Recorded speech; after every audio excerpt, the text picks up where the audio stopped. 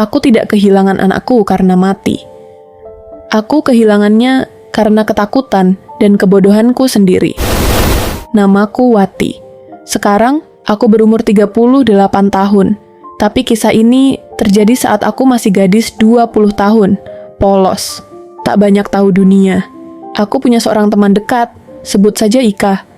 Dia terlihat baik, perhatian, dan sering menemaniku.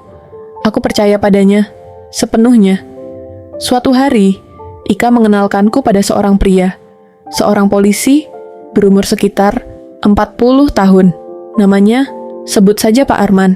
Ika bilang, dia duda. Aku tidak pernah curiga. Aku percaya. Pak Arman pandai bicara, sabar, perhatian, rayuannya halus, dan aku terlalu polos untuk menolaknya. Aku jatuh, aku percaya, dan aku melakukan sesuatu yang mengubah hidupku selamanya. Aku hamil. Saat itu, dunia terasa runtuh. Aku bingung. Aku takut. Aku stres. Lebih menyakitkan lagi, aku baru tahu bahwa Pak Arman punya istri. Istrinya mengetahui hubungan kami.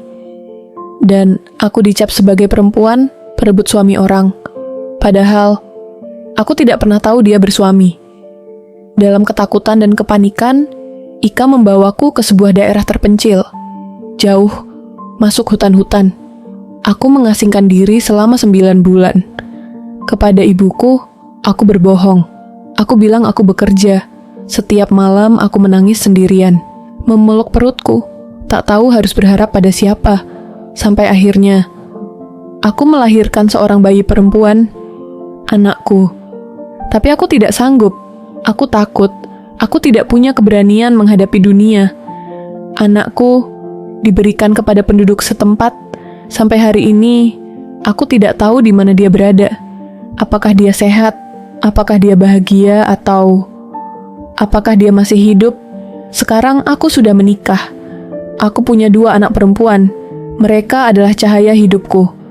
Tapi setiap kali aku menatap wajah mereka, hatiku selalu teringat pada satu anak perempuan lain.